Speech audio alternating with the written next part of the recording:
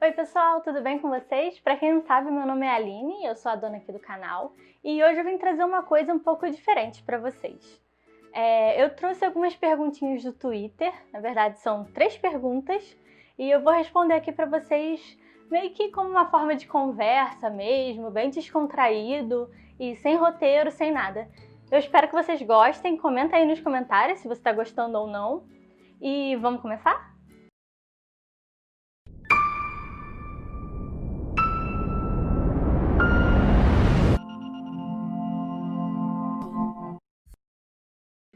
Bom, a nossa primeira pergunta é do Wesley e ele pergunta bem assim: não sei bem se é astronomia, mas queria saber se existe algum estudo para prever a composição e estado físico de Júpiter, dependendo da profundidade em sua atmosfera, porque considerando que ele tem mais de 2 vezes a gravidade da Terra, imagino que não dê para atravessar ele como uma nuvem. Sim, você tem razão, não dá para atravessar ele como uma nuvem. Na verdade, a gente chama os planetas gasosos de gasosos porque eles são majoritariamente compostos por gases, só que eles não são totalmente compostos por gases, né? Eles têm a parte do seu interior. No caso de Júpiter, vocês estão vendo uma figura aí que está dividindo Júpiter, né, em várias camadas. Na verdade, não é exatamente dividido desse jeito, não tem exatamente essas cores, mas isso tudo é para representar, para facilitar a nossa visualização. Então, vamos lá. A gente está vendo de fora para dentro a atmosfera, né? A parte de fora, que a gente chama de atmosfera, assim como tem aqui na Terra, que é composta majoritariamente por hidrogênio e hélio, e também alguns outros gases, como o metano, que é o CH4, a amônia, que é o NH3, e vapor de água, né? H2O. Mais abaixo disso, a gente tem a atmosfera interna, que é composta majoritariamente por hidrogênio líquido e hélio. E aí, a gente tem uma camada de fluido, que é composta por hidrogênio e hélio na forma metálica. E mais para dentro ainda, onde a gente tem o núcleo, assim como a Terra também tem o seu núcleo, né? A gente tem silicato na forma sólida, né? Sólido mesmo, assim como ferro e também um pouco de água, congelada, né, no caso. Então, por que eu estou mostrando essa estrutura para vocês? Para vocês terem noção de que tem parte gasosa, tem parte líquida e tem parte sólida dentro de Júpiter. E assim como Júpiter é assim, os outros planetas grandes do Sistema Solar são parecidos. Então, vocês podem ver aí que Saturno tem a composição muito parecida com Júpiter, e Urano e Netuno são aqueles que a gente chama de gigante de gelo, porque por dentro eles têm majoritariamente gelo. Então vocês podem ver que Urano e Netuno são muito parecidos também. Então é isso, né? Júpiter tem a sua camada de atmosfera, que é, se eu não me engano, mais de 3.000 quilômetros para baixo, até 3.000 quilômetros para baixo. E aí depois disso tem essa camada de hidrogênio líquido e depois hidrogênio metálico, né, que se comporta como um sólido. Por quê? Por causa da pressão lá, que é muito grande, mais de 100.000 vezes a pressão na Terra. Então, como a pressão é tão grande, esse líquido está muito contraído, então se comporta como se fosse um sólido. Se você tentar atravessar, você vai passar pela atmosfera, vai chegar nessa parte e não vai conseguir passar.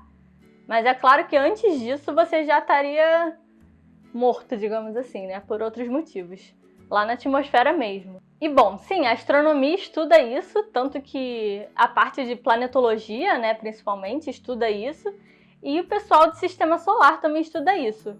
No meu caso, eu estudaria isso se fosse relacionado a outros planetas, mas é sempre bom a gente aprender os planetas do Sistema Solar para poder aprender como são os outros planetas, né? Porque vai que a gente encontra algum parecido. A segunda pergunta é do Alisson e ele diz o seguinte: as estrelas possuem rotação e por que elas rodam? Qual é a relação entre a temperatura, a cor e a luminosidade de estrelas? Bom, as estrelas possuem sim rotação e por que elas rodam? Elas rodam porque elas são formadas numa nuvem molecular que também está rodando. Eu falei um pouco sobre evolução estelar e como elas são formadas num vídeo de evolução estelar aqui em cima. Então, se você não viu, dá uma olhada rapidinho, que eu acho que vai ajudar. Mas desde a nuvem molecular já está girando, certo? E essa nuvem molecular, ela é composta de partículas, sendo que cada uma dessas partículas tem seu momento angular. E aí, o momento angular da nuvem vai ser o somatório do momento angular de cada uma dessas partículas. Então, os momentos angulares... Momentos angulares? Eu não sei qual é o plural de momento angular.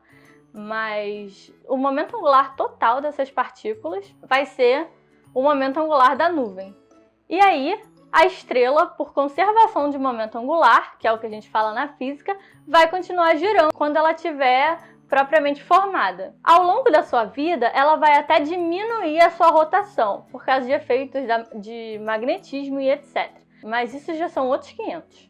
E bom, quando o Alisson pergunta qual é a relação entre a temperatura, a cor e a luminosidade de estrelas, existe sim uma relação direta entre a temperatura e a luminosidade da estrela, que é justamente a lei de Stefan Boltzmann aqui na astronomia.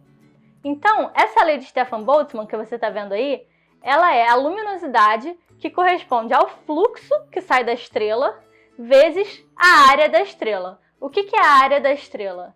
Considerando que ela é uma esfera, né, é uma aproximação muito boa para a gente, ela é 4π vezes raio ao quadrado, raio da estrela ao quadrado. E o fluxo da estrela, por definição, ele é sigma, que é a constante de Stefan Boltzmann, vezes temperatura à quarta. Ou seja, a luminosidade ela é proporcional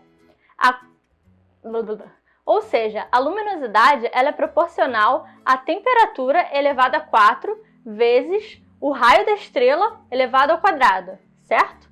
Essa é a relação direta que tem esses dois. Então a gente tem que levar em conta essa proporcionalidade. A gente pode pegar o 4π sigma, que é tudo constante, tá? E deixar o r ao quadrado e o t à quarta. Então a luminosidade vai ser proporcional a r ao quadrado, que é o raio da estrela, e a temperatura elevada à quarta, certo? Agora, a relação com a cor da estrela já é diferente. Quanto mais quente for a estrela, mais azul ela vai ser. E quanto menor for a temperatura da estrela, mais vermelha ela vai ser. Então você pode ver aí a transição entre as cores, que passa pelo branco, amarelo, etc. Você pode notar também que não tem estrelas verdes. E eu tô botando aí para vocês uma tabelinha onde dá para ver mais ou menos qual é a cor corresponde com qual temperatura da estrela, mas não tem uma lei, né? Não tem uma equação que rege isso direitinho. Então a estrela ela pode ser um pouco mais quente e a gente vê ela com uma cor um pouco mais fria, mas claro que a estrela não vai ter 10.000 Kelvin e você vai ver ela vermelha. Não, isso não vai acontecer, ela não vai ser vermelha. Mas ela pode ter uma temperatura um pouquinho acima, um pouquinho abaixo do que ela deveria ter e ter uma cor muito parecida. Acontece esses desvios. Então não tem uma regra, não tem uma lei, mas existe essa correlação entre os dois. Agora, o Davi Antônio perguntou se existe alguma relação entre o tamanho do planeta e seu período de rotação. Na verdade, não existe nenhuma relação entre o tamanho, né, que seria o raio ou o diâmetro do planeta, e seu período de rotação em torno de si mesmo.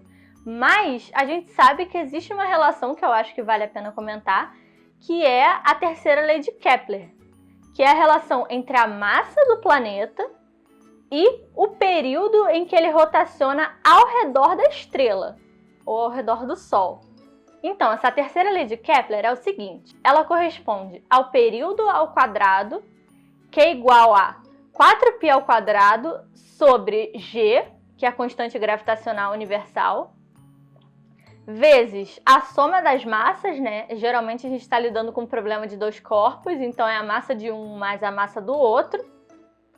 Tudo isso vezes o A, que é o semi-eixo maior da órbita, que é aquele lado maior da elipse, vezes esse A ao cubo. Então essa terceira lei de Kepler, ela relaciona o período de translação ou de rotação ao redor da estrela, o que você quiser chamar, com a massa do planeta, mas não com o tamanho do planeta, tá? Existem planetas que têm um raio muito grande e rotacionam muito rápido ou muito devagar, e existem planetas com raio muito pequeno que rotacionam muito rápido ou muito devagar. Isso vai depender de outros fatores que não tem nada a ver um diretamente com o outro.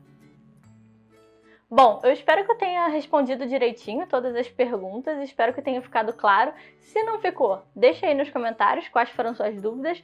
Se você tem outra pergunta e quer que apareça nesse quadro também, pode deixar aí. E não esquece de se inscrever no canal se você ainda não está inscrito e deixar seu like, que isso é muito importante pra gente. E bom, é isso, obrigada por me assistir e vejo você no próximo vídeo. Tchau!